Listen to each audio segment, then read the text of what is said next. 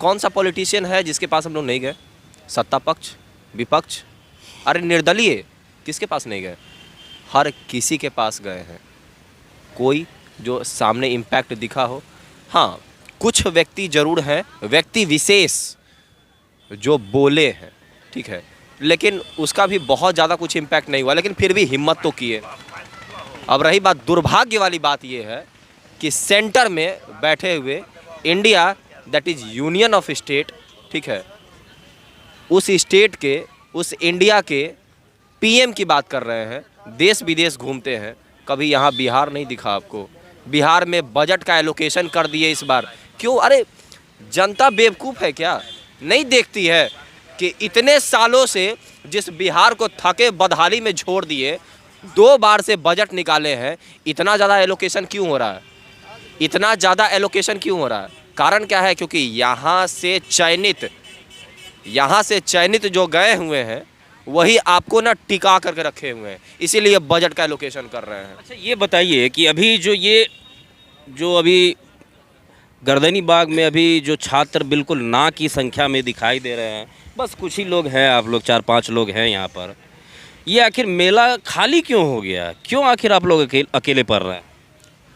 लगभग 65वां दिन है आज, ठीक है, और एक बात जानिएगा, घर परिवार समाज सबसे दूर रह करके 65 दिन तक कोई ऐसा व्यक्ति विशेष है ही नहीं जो कंटिन्यू यहाँ बैठ सकता है। इनफैक्ट हम भी नहीं, हम भी 2 दिन पहले यहाँ पे आए हैं, ठीक है, और इससे पहले भी थे, हम बीच में गैप लिए हैं और अपना घर परिवार हम देखने के लिए गए, ठीक है, और फिर आए हैं यहाँ पे, ठीक है। तो कोई कंटिन्यू नहीं बैठ सकता है, ये सबसे बड़ी और बहुत इंपॉर्टेंट। अगर कोई ये कहता है हम कंटिन्यू बैठे हुए हैं 65 दिन से, उससे बड़ा झूठा कोई नहीं है, ठीक है, ठीक है। भैया यहाँ पर है जो बोल रहे हैं कि हम 65 दिन से बैठे हुए हैं। 24x7 रहा है 22 दिसंबर से, 22 तारीख से हमने 24x7 रहा है, और यहीं हमारा बगल में बाथरूम है, वहीं नहाते भी हैं, वहीं कपड़ा भी खींचते, अभी भी हमारा कपड़ा वहाँ सूख रहा है। खाना पीना कहाँ? खाना पीना यही मांग चांग के 2 आदमी दे देता है।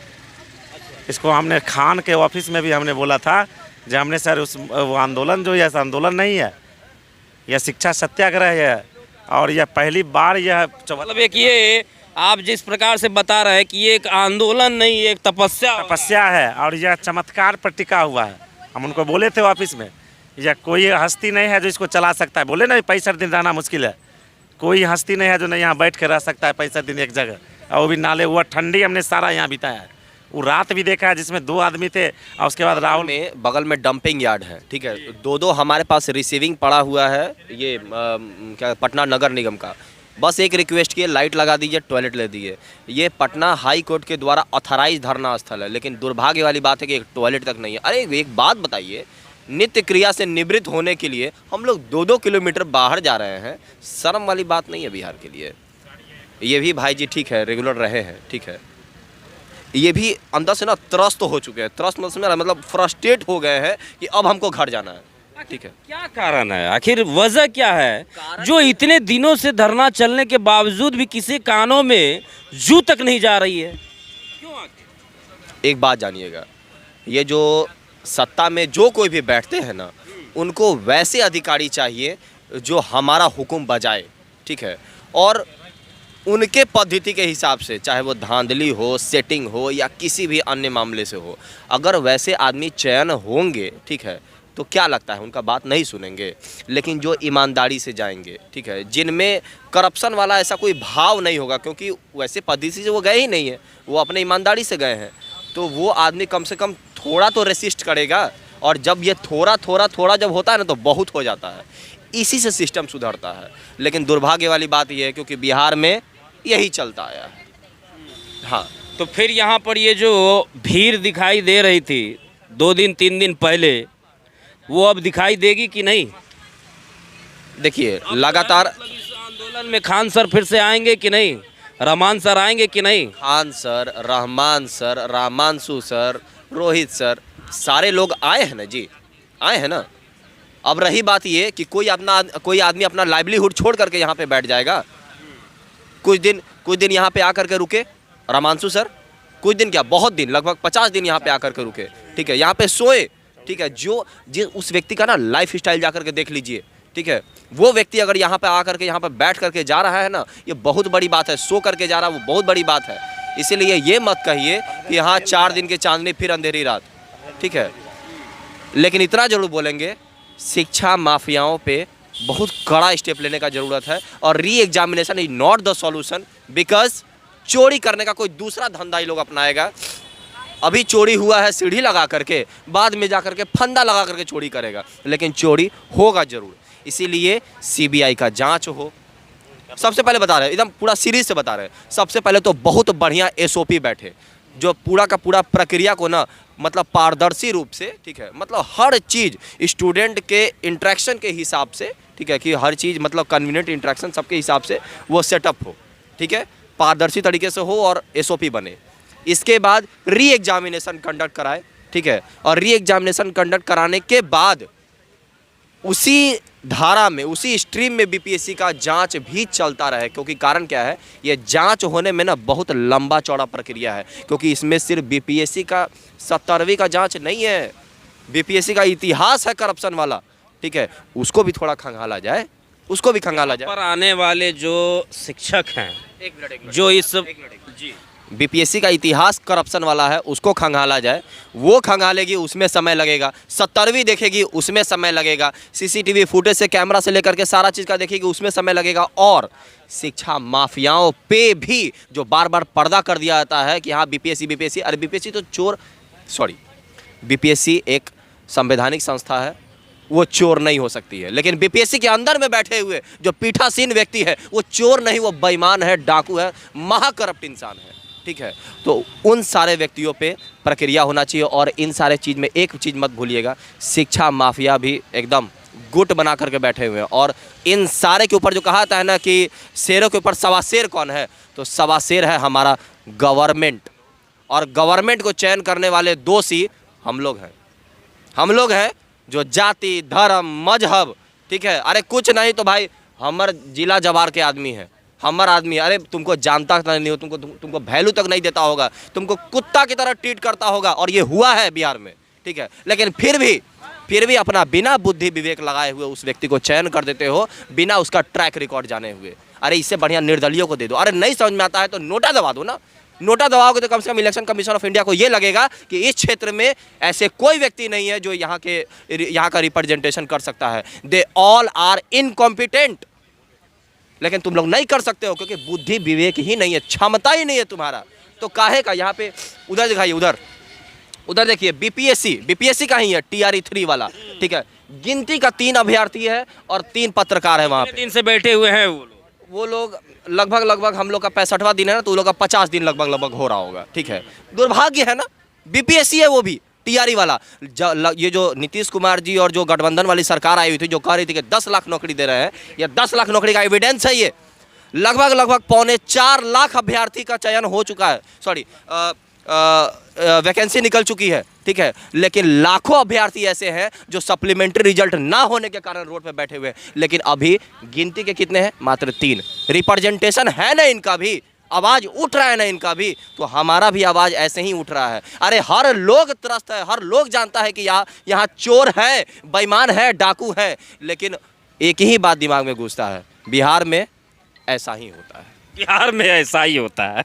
चलिए, ये बात आपने कही कि बिहार में, अभी संसार में, ठीक है, आओ बिना पढ़े टॉप करे बिहार में।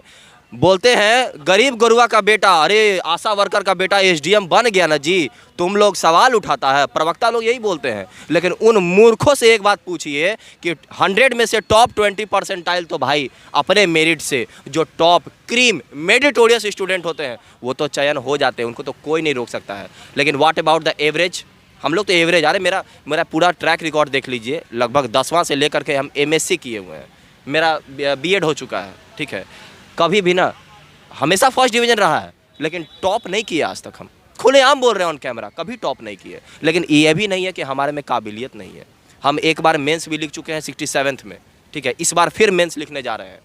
लेकिन और वही देखिए ना, हाल फिलहाल में बिहार विधानसभा का बिहार विधान परिषद का हम टाइपिंग दे करके आए हैं, ठीक है।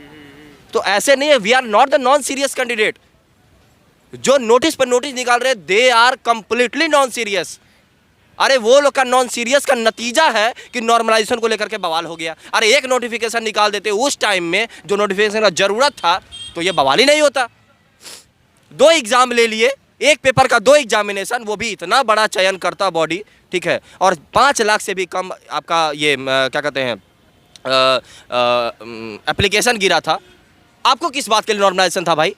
एक अभ्यर्थी को दूसरे अभ्यर्थी से तौल रहे हो, 12,000 18,000 कर रहे हो और 4 लाख अभ्यर्थी कर रहे हो। क्या 12,000 अभ्यर्थी का मान रख रहे हो?